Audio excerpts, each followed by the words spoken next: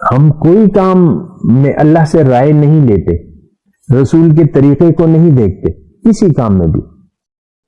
دین کے تمام کام ہم اپنی مرضی سے کرتے ہیں، یعنی دین اسلام کو ہم نے اپنی مرضی اور خواہشات کے تابع کر لیا ہے۔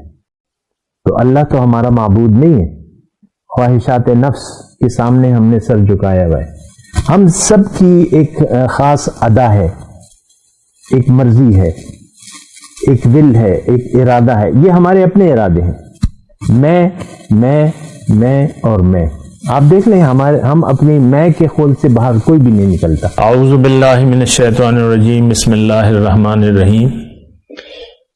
اللہم صلی علی سیدنا محمد معدن الجود والکرم وآلہ وسلم۔ سامعین و ناظرین اکرام، السلام علیکم ورحمۃ اللہ وبرکاتہ۔ آج کا ہمارا موضوع ایمان کے تقاضے۔ ایمان کے تقاضے، دیکھیں تقاضے کا جہاں تک تعلق ہے، دنیا میں ہم جو بھی دعویٰ کرتے ہیں، جو بھی کام کرتے ہیں، جو کچھ بھی کرتے ہیں تو اس کا پھر تقاضے ہوتے ہیں۔ جو بھی کام ہم دعویٰ کرتے ہیں تو پھر اس کے تقاضے ہوتے ہیں۔ مثال کے طور پہ آپ اپنے بچے کو کوئی اپنے بچے کو ڈاکٹر بنانا چاہتا ہے، تو بچہ ہے 5 سال، اسکول کے جانے کے قابل ہے، تو آپ ایک خیال کے تحت اس کو اسکول میں داخل کرتے ہیں۔ تو اگر ڈاکٹر اس نے بننا ہے تو اس کو سبق سیکھنا ہوگا یا اسکول جانا ہوگا، پھر اس کے تقاضے ہیں۔ پھر آپ دیکھ لیں میٹرک میں جب وہ بچہ پہنچتا ہے تو ہمارے زمانے میں تو 3 وہ تھے، آرٹس کا سبجیکٹ تھا، میڈیکل کا تھا اور پری میڈیکل کا تھا۔ تو اب ظاہر ہے کہ پھر وہ بچے سے پوچھ کے یا بچہ پوچھ کے یا خود فیصلہ کرتا ہے کہ میں نے کیا کرنا ہے کیا نہیں، تو وہ ایک خاص گروپ میں داخل۔ تو یہ تقاضے تھے اس کہ بھئی آپ میڈیکل میں جانا چاہتے ہیں تو پھر یعنی ڈاکٹر بننا چاہتے ہیں تو پھر آپ کو میڈیکل کا مضمون لینا پڑے گا، اور پھر آپ کو ایف ایس سی ہمارے زمانے میں تھی تو ایف ایس سی کرنی ہوگی میڈیکل میں، پھر آپ کو میڈیکل کالج کے لیے اپلائی کرنا ہوگا، پھر 15-16 سال بعد جو ہے سارے تقاضے آپ پورے کرتے رہتے ہیں۔ اس میں بہت سے تقاضے ہیں، اسکولوں کی فیسیں بھریں گے، بچے کو کھلائیں گے پلائیں گے، اس کو کپڑے اور یہ یونیفارم اور کتابیں، یہ سب کچھ آپ یہ تقاضے ہیں اس کے، یعنی ڈاکٹر بننے کے پھر تقاضے ہیں کہ باقاعدہ آپ ایک سسٹم ایک بنائیں گے اسکولنگ کا، اور پھر یہ سارا یونیفارم، تو تقاضے ہوتے ہیں ہر چیز کے۔ مثال زیادہ میں 15-16 سال کی بات نہیں کر رہا، رات کو آپ کا پلان بن جاتا ہے کہ بھئی آج رات کو مچھلی بنائیں گے یا پلاؤ بنائیں گے، تو صرف زبان سے کہہ دینے سے مچھلی یا پلاؤ بن جائے گا؟ نہ آپ مچھلی لا رہے ہیں، نہ گوشت لا رہے ہیں، نہ چکن لا رہے ہیں، نہ اور کوئی گروسری لا رہے ہیں۔ تو یہ دیکھیں، یہ دنیا اب اس بات کو سمجھیں، ایک بات ہوتی ہے پھر اس کا تقاضا ہوتا ہے۔ یہ تو نہیں ہو سکتا کہ ایمان، اب جنت میں ایمان والے جائیں گے اور ایمان کا ہم کوئی تقاضا محسوس ہی نہیں کرتے، ہمیں پتہ ہی نہیں کہ اس کے تقاضا کیا ہے۔ ابھی ہم نے پڑھا ہے نا کہ جو ایمان والے ہیں اور عمل صالح کیا وہ کہاں جائیں گے؟ جنت میں۔ ہمیں تو پتہ بھی نہیں کہ اس کا، یعنی صرف نام سنا ہے ہم نے مسلمان کا، مسلمان جائیں گے جنت میں اور کافر جائیں گے دوزخ میں۔ ہمیں پتہ نہیں ہے کہ کافر کا مطلب کیا ہے، یعنی ہمیں حقیقی طور پہ نہیں معلوم، اور پھر ایمان کا تقاضا بھی ہم نہیں جانتے۔ تو دیکھیں تقاضے، آج کا موضوع بھی ہمارا یہ ہے کہ ایمان، پہلے تو دیکھیں ایمان ہے کیا چیز۔ ایمان کا مطلب یقین ہوتا ہے۔ یقین کس بات پہ؟ یعنی دیکھیں ایمان والے لوگ کہاں جائیں گے؟ جنت میں۔ جو ایمان لائے اور عمل صالح کیا وہ جنت ان کا ٹھکانہ ہے۔ اب دیکھ لیں ایمان ہے کیا؟ ایمان کا مطلب یقین۔ یقین کس بات پہ؟ سب سے پہلی جو بات ہمیں بتائی جاتی ہے کہ آپ اللہ کی توحید کے قائل ہو جائیں۔ اور توحید کیا ہے؟ کلمہ توحید، کلمہ طیب، پہلا کلمہ طیب تو لا الہ الا اللہ، یہ کیا ہے؟ یہ توحید ہے۔ من قال لا الہ الا اللہ فقد دخل الجنہ، جو اس بات کی گواہی دیتا ہے اپنے عمل سے، اپنے عمل سے، زبان پہ تو کیا ہے، جو اپنے عمل سے اس بات کی گواہی دے کہ اللہ کے سوا کوئی معبود نہیں ہے تو اس کا ٹھکانہ جنت ہے۔ یہ بالکل کلیئر بات ہے، جو اپنے عمل سے گواہی دے۔ زبانی تو کوئی بات نہیں ہے، یہ تو بے وقوفوں والی بات ہے۔ 20 روپے کا سودا لے لیں، آپ کہہ رہے ہیں میں نے پیسے دے دیے، دکاندار کہہ رہا ہے تم نے تو پیسے نہیں دیے، سودا رکھو ادھر، پیسے دو پہلے۔ یہ بے وقوفوں والی بات ہے۔ ہم نے ایسا سمجھ لیا ہے کہ زبان کا کلمہ کافی ہے۔ نو، یقین، ایمان کا مطلب کیا ہے؟ یقین۔ یقین کے مطابق عمل، عمل صالح کیا ہے؟ یقین کے مطابق عمل۔ تو دیکھیں تقاضا جو پہلا ہے تو وہ اللہ کی توحید کا ہے کہ اللہ کو آپ الہ واحد تسلیم کر لیں۔ ایک، اب الہ واحد کا مطلب کیا ہے؟ الہ کا مطلب یعنی اللہ کے سوا کوئی دوسرا معبود نہیں ہے، یا اگر میں ترجمہ کروں کہ صرف اللہ کی بات ماننی ہے دنیا میں، آپ نے غیر اللہ کی بات نہیں ماننی۔ الہ وہ جس کی بات مانی جائے، یہ بات نوٹ کر لیں۔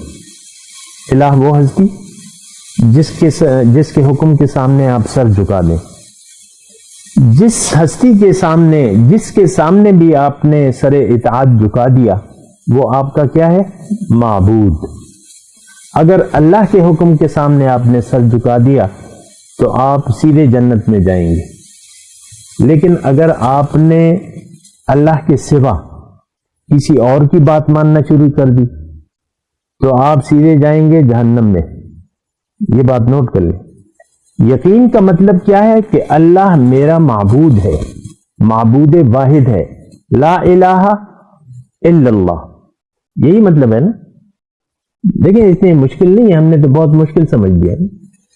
آپ نے اگر اپنے عمل سے یہ کہا کہ لا الہ الا اللہ، آپ کا ٹھکانہ جنت ہے۔ صرف آپ نے زبان سے کہا اور عمل میں آپ کسی اور کی اطاعت کر رہے ہیں، تو اس کا مطلب یہ ہے کہ اب آپ جس کی اطاعت کریں گے وہی آپ کا معبود ہے۔ آج کا مسلمان وہ خواہشات نفسانی کا پیروکار ہے، اپنی مرضی کے تحت زندگی گزار رہا ہے۔ بالکل کلیئر بات ہے۔ ہم کوئی کام میں اللہ سے رائے نہیں لیتے، رسول کے طریقے کو نہیں دیکھتے، کسی کام میں بھی۔ دین کے تمام کام ہم اپنی مرضی سے کرتے ہیں، یعنی دین اسلام کو ہم نے اپنی مرضی اور خواہشات کے تابع کر لیا ہے۔ تو اللہ تو ہمارا معبود نہیں ہے، خواہشات نفس کے سامنے ہم نے سر جھکایا ہوا ہے۔ ہم سب کی ایک خاص ادا ہے، ایک مرضی ہے، ایک ول ہے، ایک ارادہ ہے۔ یہ ہمارے اپنے ارادے ہیں، میں اور میں۔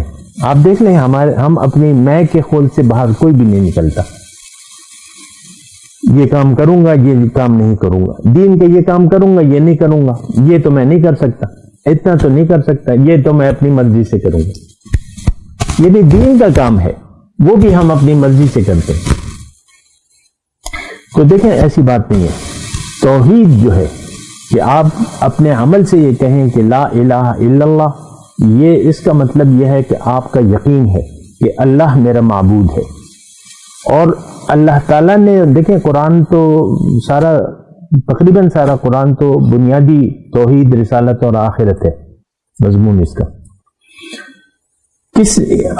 اگر آپ اپنی مرضی کے مطابق زندگی گزار رہے ہیں، خلاصہ کلام، اپنی مرضی کے مطابق زندگی گزار رہے ہیں، تو اس کا مطلب یہ ہے کہ آپ کا معبود اللہ نہیں ہے.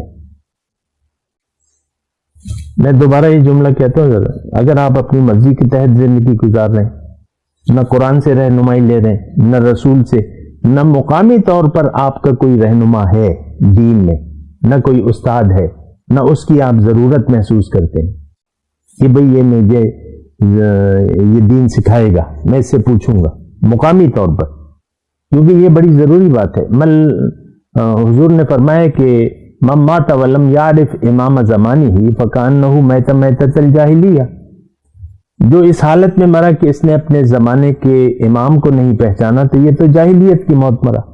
دیکھیں استاد کا وجود بہت زیادہ ضروری ہے، یہ ایک الگ موضوع ہے، لیکن میں اس صرف ایمان کے تقاضے کی بات کر رہا ہوں کہ ایمان کا تقاضا یہ ہے کہ آپ اللہ کے حکم کے سامنے سر جھکا دیں. اور دیکھیں یہ قرآن کی ایک آیت میں پیش کر رہا ہوں کہ بلا من اسلم وجہہ للہ وہو محسن فلہ اجرہ عند ربہ ولا خوف علیہم ولا ہم یحزنون. جس نے بھی اپنا سر جھکا دیا اللہ کے حکم کے سامنے، اسلم وجہہ للہ، اس کے لیے اجر ہے. پھر جو شخص اپنی مرضی سے زندگی گزار رہے اس کے مطابق اللہ تعالیٰ یہ فرماتا ہے کہ ومن اضل ممن اتبع ہواہ بغیر ہدی من اللہ. جو اپنی مرضی سے زندگی گزار رہا ہے اس سے بڑا گمراہ کوئی نہیں ہے. یہ کون کہہ رہے؟ اللہ تعالیٰ فرما رہے، قرآن میں فرما رہے. اس کا مطلب یہ ہے کہ ہم سب سے بڑے گمراہ ہو گئے. آج جو شخص بھی ومن اضل، جو بھی اپنی مرضی سے زندگی گزار رہا ہے بغیر اللہ کی ہدایت کے، تو یہ تو اپنے اوپر ظلم کر رہا ہے، اور اللہ تعالیٰ ظالموں کو ہدایت کی توفیق نہیں دیتا. یہ تو ظالم ہے جو اپنی مرضی سے من چاہی زندگی گزار رہا ہے، یہ تو ظالم ہے. تو اس کو اللہ تعالیٰ، تو دیکھیں میں آپ سے خلاصہ کلام یہ ہے کہ ہمارا ایمان کی کوئی حیثیت ہے نہیں. ہمارے بارے میں اللہ تعالیٰ نے قرآن میں فرمایا ہے وَمِنَ النَّاسِ مَن يَقُولُ آمَنَّا بِاللَّهِ وَبِالْيَوْمِ الْآخِرِ وَمَا هُمْ بِمُؤْمِنِينَ. یہ 2021 دسمبر کی مسلمانوں کے لیے یہ آیت آج کے لیے ہے. آج کیا تاریخ ہے؟ 26 دسمبر 2021. لوگوں ہمارے بارے میں اللہ تعالیٰ فرماتا ہے کہ لوگوں، دیکھو لوگوں میں سے بعض لوگ ایسے ہیں جو دعویٰ تو کرتے ہیں کہ ہم اللہ پہ ایمان لے آئے، ہمارا ایمان ہے، آمنا باللہ وبالیوم الآخر، ان کا یقین ہے ہی نہیں، سرے سے ان کا یقین ہی نہیں ہے. یہ اب کر کیا رہے ہیں؟ یہ دھوکہ دینے کی کوشش کر رہے ہیں. یخادعون اللہ کو، اور یعنی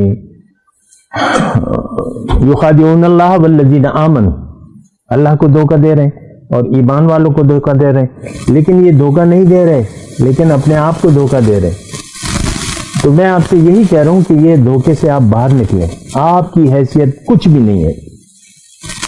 یہ میں نہیں کہہ رہا، یہ قرآن کہہ رہے ہیں.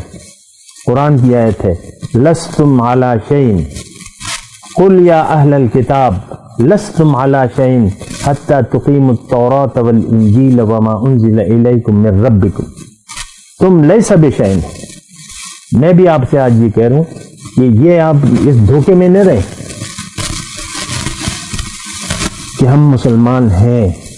آپ تو صرف دعویٰ کیا ہے، آپ اس دعوے کی حقیقت کو جانتے تک نہیں. وآخر دعوانا ان الحمدللہ رب العالمین. مولاي صل وسلم دائما ابدا على حبيبك خير الخلق كلهم.